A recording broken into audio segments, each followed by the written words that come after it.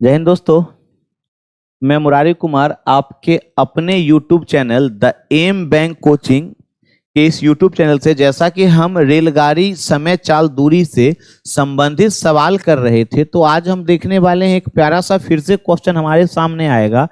हालांकि यह क्वेश्चन रेलगाड़ी का है या समय चाल दूरी का कहना मुश्किल है। रेलगाड़ी में भी हम इस चीज को पढ़ सकते हैं या टाइम स्पीड डिस्टेंस की बात करें तो वहां भी पढ़ सकते हैं। और आपको यह सीरीज अगर अच्छा लग रहा हो तो वीडियो को ज़्यादा से ज़्यादा शेयर कीजिएगा और चैनल को सब्सक्राइब कीजिएगा। हम ज़्यादा समय ना लेते हुए सीधे अपने क्वेश्चन की ओर चलते हैं, और उससे पहले एक प्यारा सा कॉन्सेप्ट है, हम उस बात को भी समझ लेते हैं कि क्या कुछ कहा जाए। देखिए स्थिति क्या है कि दूरी जो होती है, डिस्टेंस, ध्यान रखिएगा, डिस्टेंस की बात की जाए तो डिस्टेंस यानी दूरी जो होती है वह कांस्टेंट होती है। कांस्टेंट का क्या मतलब है कि यह कभी नहीं बदलती है। जैसे अगर मैं बात करूं तो मैं भी आपके सामने समस्तीपुर में हूं, और समस्तीपुर से दिल्ली की दूरी अगर एक निश्चित रास्ते से जाई जाए, चाहे माध्यम कोई सा भी हो, बस हो, ट्रेन हो, कुछ भी हो, हवाई जहाज हो या पैदल जाएं, हम किसी इस रास्ते से जाएं, तो यह दूरी बिल्कुल नियत रहती है। और अब ध्यान से देखिएगा कि इस पर क्या होता है कि दूरी एकदम कांस्टेंट रहती है। और क्या तरीका होता है, ध्यान से देखिएगा। मैं क्या बता दूं कि अगर हमसे बात की जाए कि हम किसी पहली चाल से, यानी हमारी स्पीड S1 है और किसी दूरी को तय करने में जो निश्चित समय पहुंचना होता है, वहां पर हम क्या होता है कि T मिनट देरी या पहले से पहुंचते हैं, T1 देरी से पहुंचते हैं, या हम बात करें कि अगले दिन हम स्पीड को आगे बढ़ा दे तो अब हम T2 समय पहले पहुंच जाते हैं। ध्यान से देखिएगा इस बातों पर। हमने क्या कहा है कि एग्जाम्पल के थ्रू समझाते हैं, ज्यादा बढ़िया रहेगा। कि एक दूरी है, पहले दिन यहां से लेके यहां तक जाना है और हमारी स्पीड T1 S1 है। अगर हम कह दें कि हमारी स्पीड S1 है तो निश्चित दूरी को तय करने में T1 की देरी होती है। अगले दिन अगर S2 से जाएं तो हम कुछ समय पहले पहुंच जाते हैं, यानी देरी पहले के कॉन्सेप्ट पर चलें। तो ध्यान रखिएगा कि हमसे अगर कभी भी कहा जाए डिस्टेंस के बारे में हमसे पूछा जाएगा, यानी उस दूरी के बारे में पूछा जाएगा। अब बड़े ध्यान से देखिएगा कि ऐसे क्वेश्चन को करने का क्या तरीका है। तो हम इस चीज के लिए कुछ ऐसा काम करते हैं, एक फॉर्मूला तैयार करते हैं और उस फॉर्मूला बेस्ड सारे क्वेश्चन सॉल्व होते चले जाएंगे। क्या कहना है कि कोई निश्चित दूरी अगर हम S1 चाल से तय करते हैं, ध्यान से देखिएगा कि T1 समय हम पहले पहुंच जाते हैं, या बात करें अगले दिन या अगली बार हम S2 चाल से चले तो T2 समय बाद में या देरी से ध्यान रखा जाए कि ऐसे क्वेश्चन में डिस्टेंस यानी दूरी निकालने के लिए एक सिंगल सा फॉर्मूला क्या होता है चालों का गुना यानी चालों का गुणनफल, और बट्टा में हम लोग लिखते हैं चालों का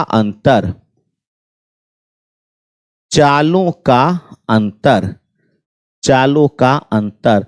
और ध्यान से देखिएगा, उसके बाद लिखते हैं T1 प्लस माइनस T2। और अगर यह मिनट में दिया गया है, T मिनट पहले T मिनट देरी से कहे, तो इस बात को घंटा में बदलने के लिए हम लोग 60 से इंटू करते हैं, और 60 से डिवाइड करते हैं। और इस चीज पर आपका पूरा क्लियर हो जाने वाला है आज का क्लास। क्या हम कर रहे हैं, प्लस और माइनस में आपको परेशानी होगी, तो ध्यान रखिएगा वही सापेक्ष चाल जो हमने पिछले क्लास में पढ़ा है उसी पर काम करेंगे। कि अगर अपोजिट रहे, एक दूसरे के विपरीत रहे तो जोड़ेंगे, और सेम रहे तो हम लोग घटाएंगे। बस यही तो प्लस माइनस है।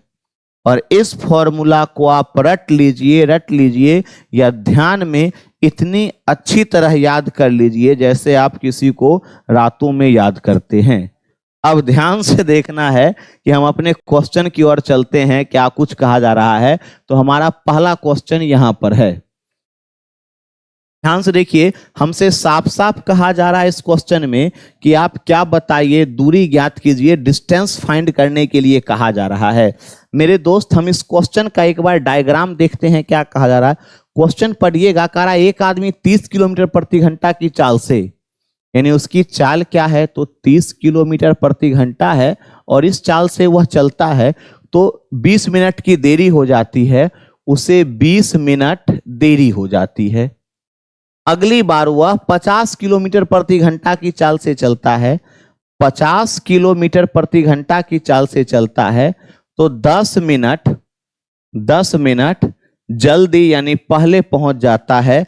हमसे कहा जा रहा है आप क्या बताइए, तो आप हमें दूरी बताइए क्या होना चाहिए। अब बड़े ध्यान से देखिए कि अभी हमने कुछ सेकंड पहले क्या पढ़ा है, चालों का गुना। तो चालों का गुना 30 गुने 50 बट्टे चालों का अंतर कितना, तो 20, और देरी पहले है तो जुड़ जाएगा और जुड़ के क्या होगा 30 मिनट। लेकिन यहां मिनट है दोस्त मेरे, यहां मिनट है और यहां भी मिनट है, तो घंटा में बदलने के लिए क्या 60 से डिवाइड कर सकते हैं, बिल्कुल कर सकते हैं। अब आपकी क्या कहानी है, तो 30 का जब 60 से करते हैं तो 2, और ध्यान से देखिएगा कि 0 से 0 कैंसिल आउट हो जाएगा, 2 दूनी 4 हम कर रहे हैं, ध्यान से देखिए हम क्या कैलकुलेशन क्या कर रहे हैं, बड़े ध्यान से देखिएगा। चालों का अंतर और 30/60 करेंगे। अब कैलकुलेशन पर ध्यान रखना है कि हमने क्या देखा कि 30 के टेबल में 60 कितनी बार, 2 बार, और 0 से 0 कैंसिल आउट हो जाएगा और 2 से कितनी बार, तो यह 15 बार। और हमारे पास 15 × 5 = 75/2 किलोमीटर, और 75/2 का मतलब 37.5 किलोमीटर। ऑप्शन नंबर डी हमारा आंसर हो जाएगा। बस सेकेंडों में आप ऐसा काम कर सकते हैं, छोटा सा तरीका, आसानी से आप कर सकते हैं। इसी तरह से अगर आप समझे हैं तो हम अपने अगले क्वेश्चन की ओर चलते हैं। अगेन ध्यान रखिएगा, ध्यान क्या रखना है, दूरी निकालने के लिए, डिस्टेंस निकालने के लिए हम बताए हैं क्या, चालों का क्या फॉर्मूला बताए हैं दूरी के लिए, डिस्टेंस के लिए। आपको बताए हैं कि चालों का हम आपस में गुना करते हैं, चालों का हम लोग आपस में अंतर करते हैं, T1 ± T2 और अपॉन में 60 करते हैं, कहानी खत्म हो जाती है। तो अब ध्यान से देखिएगा क्वेश्चन क्या कहा जा रहा है, 10 किलोमीटर प्रति घंटा की चाल से चलता है और 15 मिनट की देरी होती है। अब फॉर्मूला ना लिखकर सीधे हम चलेंगे, तो चलता है कैसे, 10 और उसको देरी होती है कितने की, 15 की। यदि वह 12 किलोमीटर प्रति घंटा की चाल से चले, अगली बार वह चले 12 और अंतर 2 का, तो 5 मिनट जल्दी यानी प्लस का 5 और इनटू में हम कर देंगे 60, क्योंकि यहां पर ध्यान से देखिएगा यहां दूरी मिनट में और यहां भी मिनट में है। आप आसानी से कर सकते हैं इस काम को। क्या हम लिखेंगे 10 × 12/2 और इसको जोड़ेंगे तो 20 और बट्टा में 60, बस कहानी खत्म है। अब आप ध्यान से देखिए तो आप बता सकते हैं 10 का 12 से गुना करें 120 और 60 का 2 गुना 120, बच क्या गया 20 किलोमीटर। तो हम कहेंगे दूरी हमारी 20 किलोमीटर। कोई ऑप्शन है तो ऑप्शन नंबर ए है। लेकिन ठहरिएगा, कह रहा उसका वास्तविक समय भी ज्ञात करे। तो अभी आपने पिछले क्वेश्चन में तुरंत सीखा है कि समय बराबर क्या होता है, समय बराबर होता है दूरी और बट्टा में चाल। तो दूरी कितना निकाले, हमने दूरी निकाला है 20 और चाल देखिए तो यह चाल उसका कितना है 10, यानी उसको समय लगता 2 घंटे का। 2 घंटे का समय लगा जिसमें 15 मिनट की देरी है। 2 घंटा कहने का मतलब 120 मिनट, जिसमें उसने 15 मिनट देर किया है। तो 15 मिनट माइनस करेंगे यानी 105 मिनट में वो अपने डिस्टेंस पर पहुंच जाएगा और ऑप्शन नंबर ए हमारा आंसर हो जाएगा। सिंगल फॉर्मूला और आप सवाल को चुटकियों में सॉल्व कर सकते हैं। बस ध्यान रखना, बस एक फॉर्मूला और ऐसे हजारों क्वेश्चन आप मिनटों में, चुटकियों में, सेकेंडों में सॉल्व कर सकते हैं। अगर आप इस बात को समझे हैं तो हम अपने अगले क्वेश्चन की ओर चलते हैं। देखिएगा क्या कहा जा रहा है, बिल्कुल डिट्टो वही क्वेश्चन है और एसएससी का पूछा गया सवाल है। तो एक बार हम काम करते हैं। क्या कहा जा रहा है, 5 किलोमीटर प्रति घंटा की चाल से चलता है तो 10 मिनट, यहां मिनट लगा हुआ है, लेट हो जाता है। यानी हम कहेंगे एक बार लेट होता है और एक बार पहले पहुंचता है। 10 मिनट लेट होता है और 10 मिनट पहले पहुंचता है। तो लेट और पहले के केस में समय जुड़ जाएगा। 10 और 10 20 मिनट है, तो बट्टा में करेंगे 60। पहले उसका चाल है 5 और बाद में हो जाता है 6, तो 5 गुना 6 और अंतर 1 का। बस यही तो काम है और डिस्टेंस आप निकाल सकते हैं आसानी के साथ। तो आप बताइए, 6 पंचे 30 और 30 का दुगुना 60 और 2 से चला जाएगा कितनी बार, यह 10 बार। तो option number B4 Bombay answer हो जाना चाहिए।